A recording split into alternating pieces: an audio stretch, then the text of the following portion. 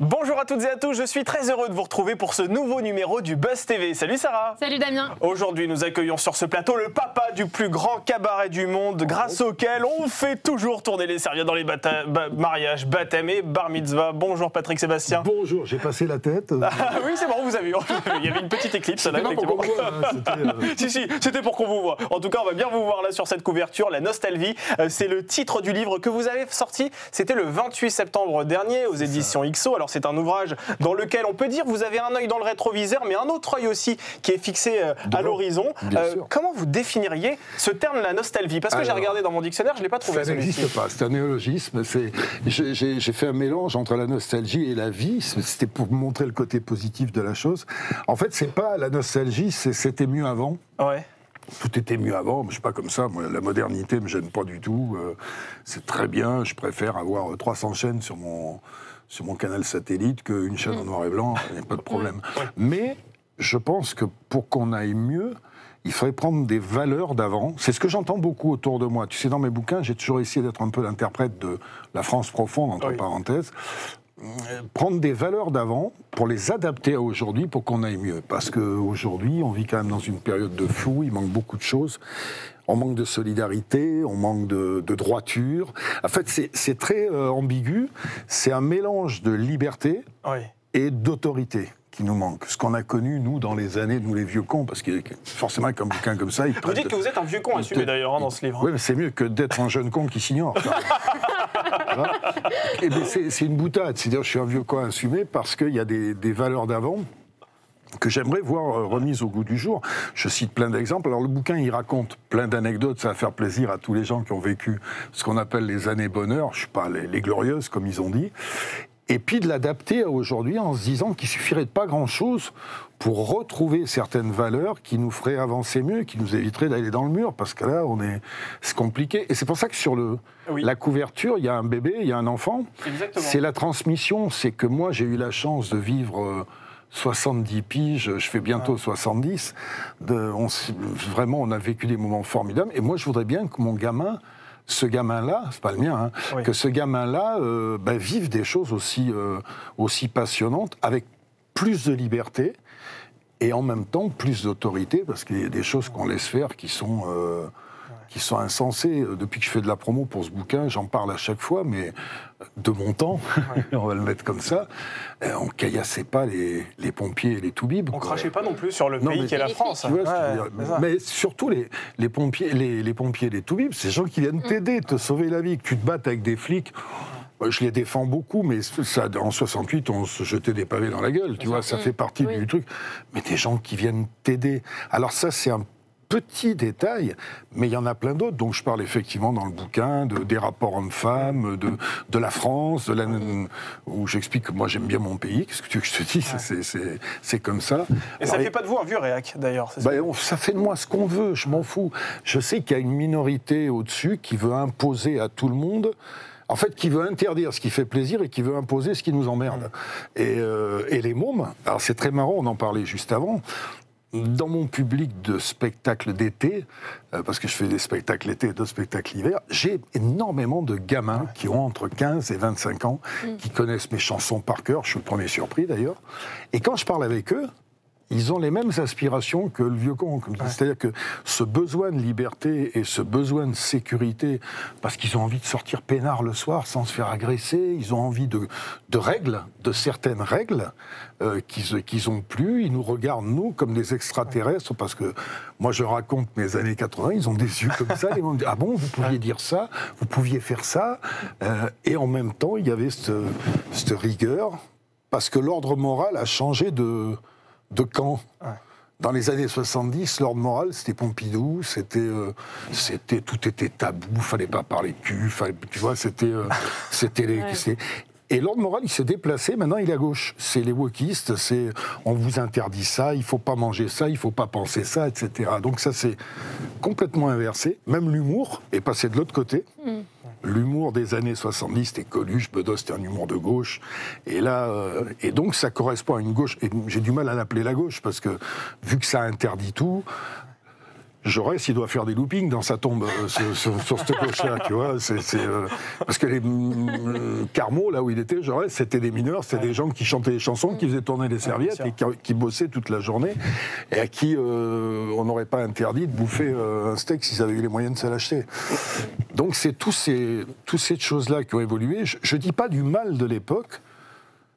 Je dis au début qu'avant de dépenser beaucoup d'argent pour l'intelligence artificielle, il faudrait peut-être lutter contre la connerie naturelle. Et si Jaurès fait des loopings dans sa tombe, c'est peut-être parce qu'il n'est pas serré au fond de cette boîte, cher Patrick Sébastien. Bien sûr. Allez, on poursuit cet entretien avec les news médias présentés aujourd'hui par Sarah Lecoeur.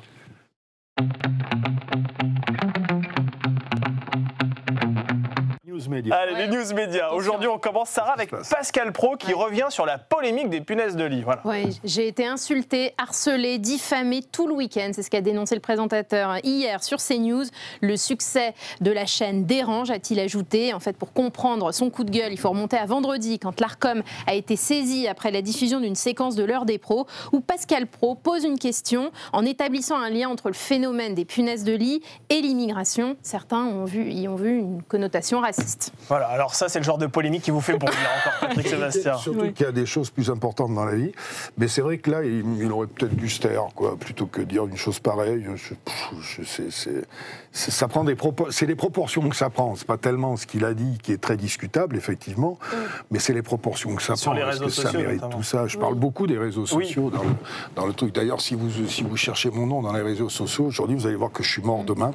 Ça me fait toujours marrer. Même cet été, un rien avec la polémique autour de la chanson de Michel Sardou, Les Lacs du Connemara. Moi, j'aimerais avoir votre avis là-dessus, parce que quand Juliette Armanet mon avis, c'est le même que celui de Michel, qui dit mais c'est pas bien grave, tu as le droit d'avoir son avis. Elle a le droit de pas aimer Les Lacs du Connemara. C'est qu'on a dit, ce que je fais, c'est que moi, quand je suis sur scène, à un moment, je fais chanter le Connemara aux gens, je dis allez-y pour faire chier Juliette Armanet, mais c'est gentil, et t'as tous les gamins qui chantent. Mais ces polémiques-là, il n'y a vraiment pas de quoi cracher. Ce qui est fou, c'est ce qui est plus grave, c'est sur les réseaux sociaux, les mecs qui insultent, qui menacent, ça mérite pas ça, quoi. C'est bon, effectivement, il a peut-être dit une connerie ou peut-être pas, j'en sais rien. Franchement, moi, mais c'est la liberté d'expression, après tout, et vous la défendez. Et puis il a posé une question, c'est comme ça qu'il se justifie. Ouais, mais voilà. Bon, c'est les proportions que ça prend qui sont détestables. C'est dans tout. Là, quand je vous parle là en ce moment. Ça aussi, ça fait partie de ma nostalgie. Je suis obligé d'avoir deux cerveaux. C'est-à-dire que je suis obligé de vous répondre en me disant fais attention parce que ce que tu vas dire, on va prendre un tout petit bout. Oui. T'as ces mecs qui sont... comment dire, je les connais bien, j'en parle dans mon bouquin. Oui, parce que vous en avez retrouvé un qui sont des gens frustrés. Ouais. C'est-à-dire qui sont des gens qui sont dans la haine pour X raisons. Parce qu'ils n'ont pas réussi, soit socialement, soit qu'ils ont un physique qui passe pas trop bien, ils ont des échecs. Bon. Et ce truc-là, ils le transforment en haine, en tout anonymat, c'est un truc de fou. Ils sont plus à plaindre qu'à blâmer. Cette manière de se conduire les enfonce au fond de leur trou. Ben reste-y au fond de ton trou. Ouais. Moi, ça va très bien, je veux dire. Mais on sait qu'on s'expose à toutes ces choses. Alors, tant que c'est comme ça, moi, ça va, ça fait longtemps que, comme disait Coluche, Chirac, c'est marrant, deux clowns, ça va toucher une sans faire bouger l'autre. Mais oui, vous êtes obligé de faire attention à tout ce que vous dites. Faire attention à tout, et puis tout ce qui est... Et puis surtout dire aux gens, arrêtez de croire tout ce qui a marqué dans ce que j'ai dit là-dedans. Leur vérité, c'est pas la vérité. Ouais. On vous raconte, cet été, ils ont raconté que ma boîte avait fait faillite, ce qui était faux, quoi. Il suffisait d'aller voir sur toutes les entreprises pour voir que ma boîte, elle se porte très très bien. Donc là, si tu vas sur les réseaux, je suis mort demain. Bon, ben écoute, je suis content. Et tous les jours, je suis mort le lendemain. On va vous garder ici au cas où. Tous les gens connus. Alors, tant que c'est comme ça, pour nous, c'est pas grave. Mais quand c'est les gamins qui se filent par la fenêtre parce qu'on les harcèle, c'est plus la même bagarre. Et là, vraiment, il y a un truc coupable. Mais c'est le pognon qui dirige tout. C'est con comme la lune. Demain, tu peux enlever l'anonymat sur les réseaux sociaux. On a quand même fait des progrès en numérique qui font que, même moi, j'ai pu en trouver un. Alors, c'est pour te dire, sans te dire par quel moyen. Mais parce qu'il y a le moyen légal, le moyen illégal. Et vous êtes passé plus par le moyen légal, je sais pas, je te dirai pas. mais c'est possible. On peut très bien arrêter ça. Déjà, on peut enlever l'anonymat. À part que si on enlève l'anonymat, ben on enlève 50% des recettes. Ouais. On fait tomber 50% de la saloperie, mais on enlève 50% des recettes. Donc les mecs, ils préfèrent toucher leur thune et donner la parole au pire de ce qu'il y a dans cette société. Et en même temps, les réseaux sociaux sont vachement utiles.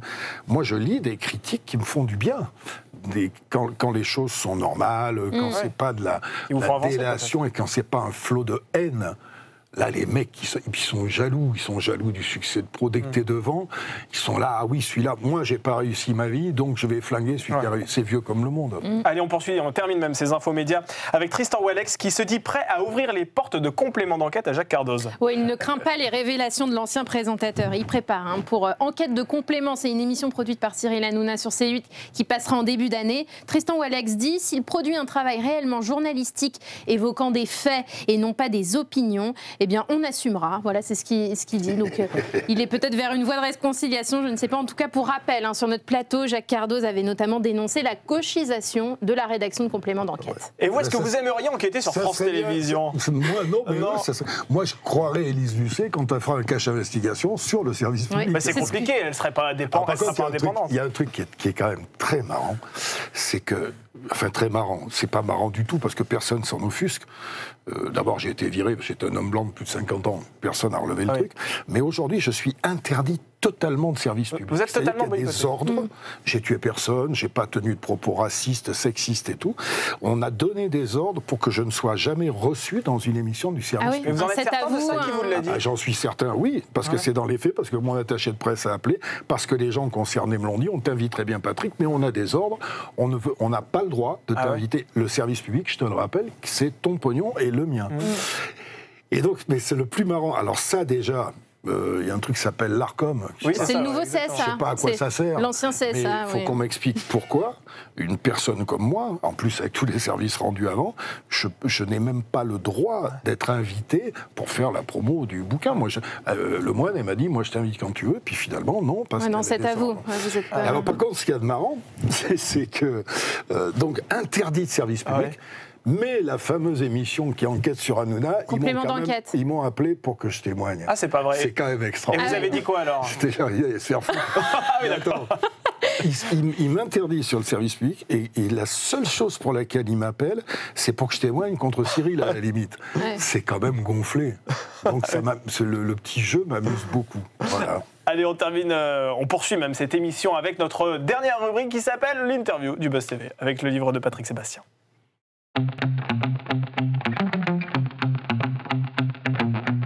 Vous avez sorti le 28 septembre dernier ce livre, La Nostalgie. Oui, c'est aux éditions XO. Voilà, édition, t'as dit édition. J'ai dit édition, voilà. Édition. Alors tu vois, quand j'étais animateur, il fallait faire très attention à ce... Les lapsus. C'est un lapsus, vous pensez ?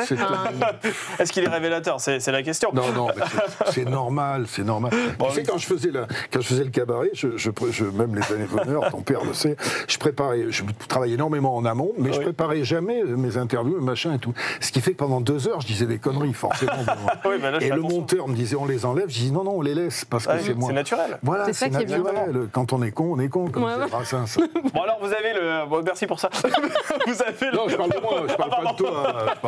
Vous avez la photo de l'enfant qui vous regarde tendrement sur cette couverture. Qu'est-ce que vous avez envie de lui dire à cet enfant, là, maintenant ? C'est-à-dire que, justement, le bouquin, c'est pour le rassurer, c'est pour l'alerter sur des choses, et envie de lui dire qu'il y a des valeurs à retrouver, des valeurs de respect, qu'on vit mieux.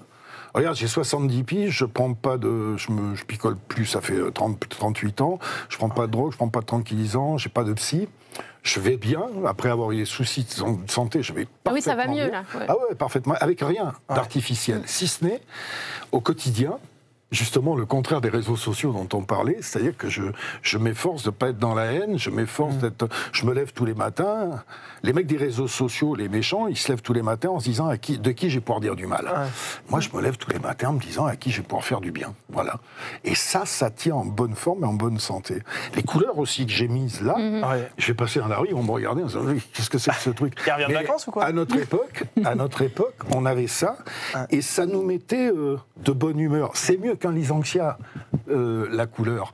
Les chansons légères, c'est mieux qu'un Temesta, je te promets. Et donc j'essaie de transmettre à mes enfants et à mes petits-enfants que s'ils vivent dans le respect, respect surtout. Et puis surtout, le bouquin, ce qui me manque le plus dans la société d'aujourd'hui, maintenant je ne suis pas un gourou, je suis pas, c'est l'humain.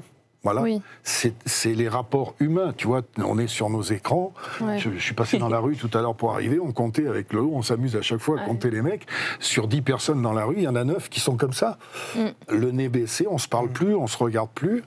Cette convivialité, elle fait du bien. Et vous revenez aussi sur la manière de draguer. Comment drague Patrick Sébastien en 2023 ? Je drague pas, mais même à l'époque, je ne draguais pas. Ah oui. Même à l'époque, quand on avait 18 ans, ce qui passerait pour du harcèlement aujourd'hui. Je raconte toute mon histoire avec ma première femme, qui est une histoire magnifique, où j'ai fait un enfant à 16 ans, il y a eu la mort du petit, il y a eu tout ça, et 50 ans après, on est amis, notre histoire d'amour qui s'est transformée, elle est magnifique, mais elle est partie d'une rue de Brive où j'ai fait « mademoiselle, oh, vous êtes jolie » et tout. Aujourd'hui, si je faisais ça, on m'enverrait au commissariat. Eh ben nous, ça a débouché sur une histoire d'amour formidable. Faut de la mesure en tout. Faut de la mesure en tout. Moi, je suis pas un harceleur, j'ai jamais violé personne. Bien sûr, mais vous le dites, vous êtes un coureur de jupons. Vous le dites dans ce livre. Vous avez des centaines d'aventures. Il y a des jupons qui sont venus vers moi.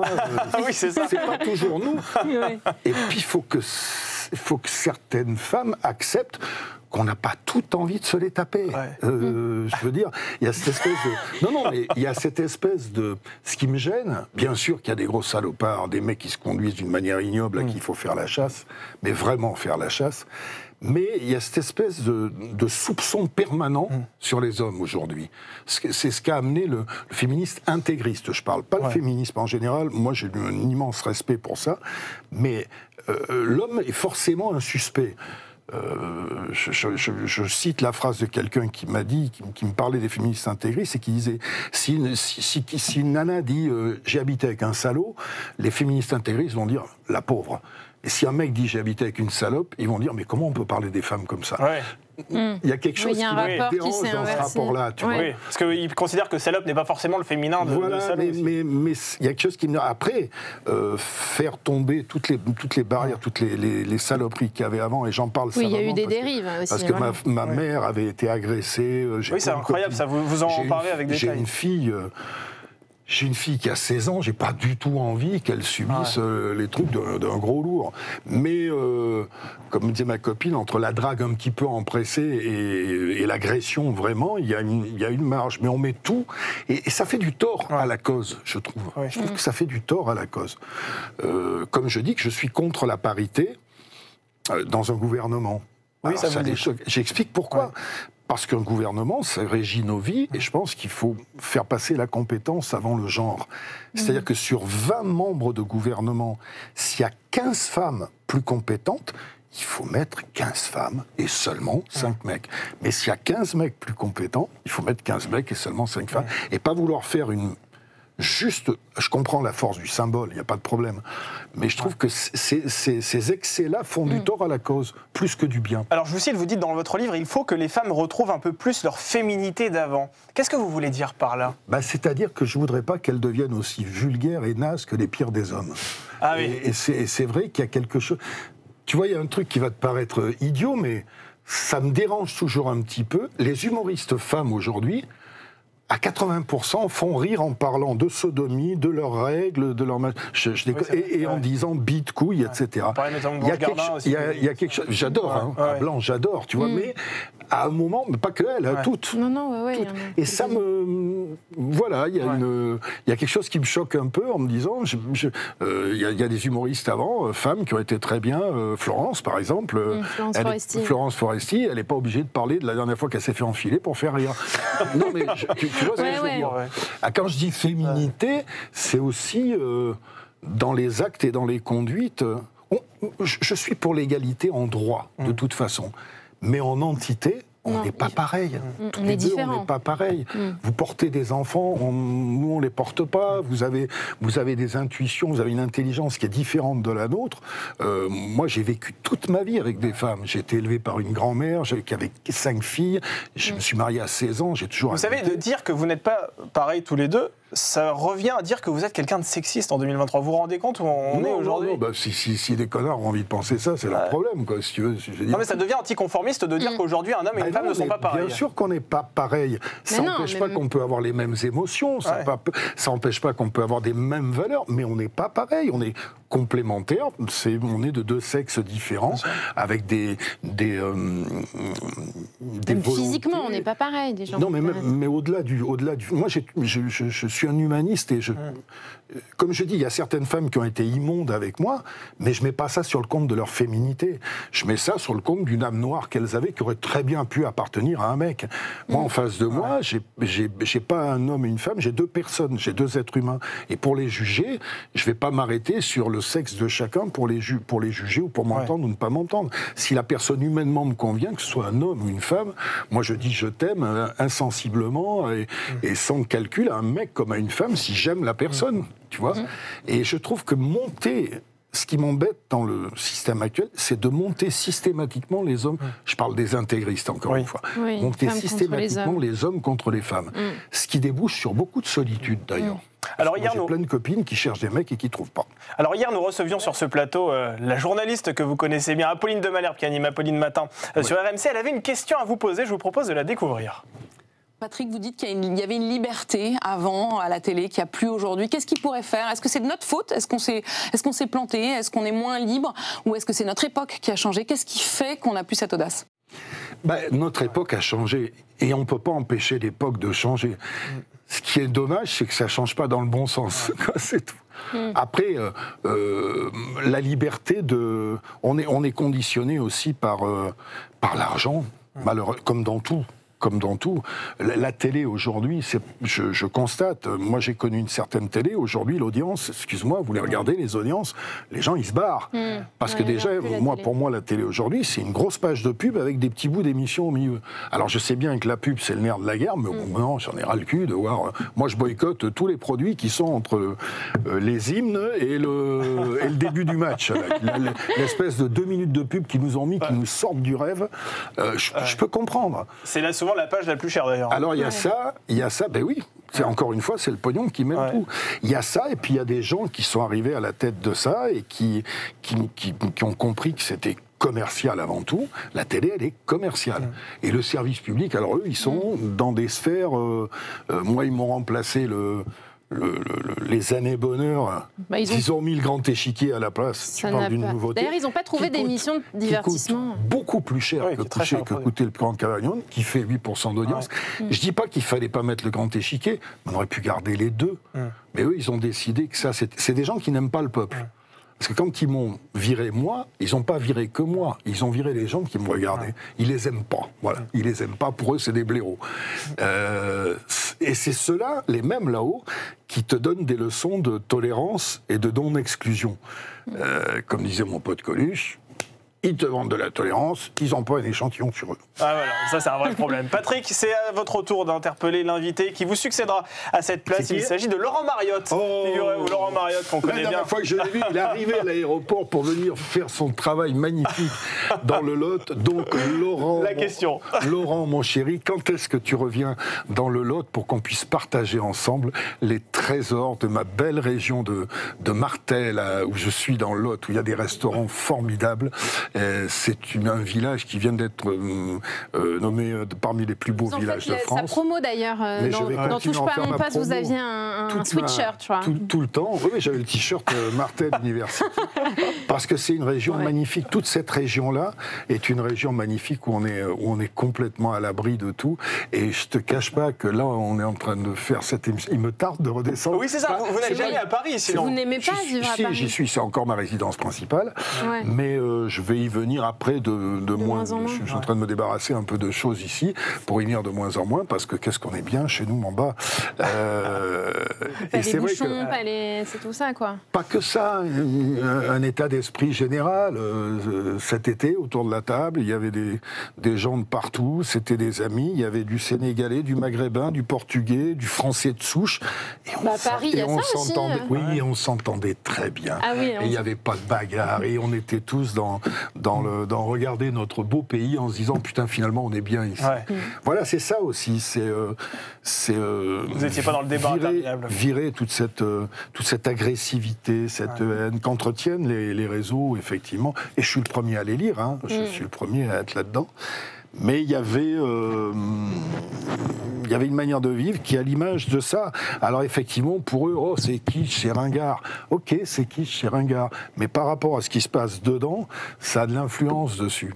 Et si je peux transmettre ça aux gamins, pour pas qu'ils finissent ni à la cocaïne, ni au Temesta à 14 ans, ou qu'il ait des envies de suicide, je préférais lui transmettre le bien vivre et puis qu'il y ait de la rigueur autour de lui, qu'il puisse sortir le soir sans risquer la fracture, comme je dis dans une de mes chansons. Eh bien, merci beaucoup Patrick Sébastien. Je rappelle que le titre de votre livre, qui est sorti depuis le 28 septembre dernier, ça s'appelle La Nostalgie. En plus, vous allez retrouver des anecdotes de l'époque, dont une qui t'a beaucoup fait rire, qu'on n'avait pas le temps de raconter. Je ne peux pas vraiment raconter ici, pour être honnête avec vous, Patrick Sébastien, mais en attendant, on vous invite à acheter ce livre pour la découvrir, parce qu'elle est vraiment croustillante. Merci d'avoir été notre invité ici sur ce plateau. C'était un vrai plaisir. Merci Sarah. Et on se retrouve donc demain pour un nouveau Buzz TV avec Laurent Mariotte. Passez une excellente journée à toutes et à tous.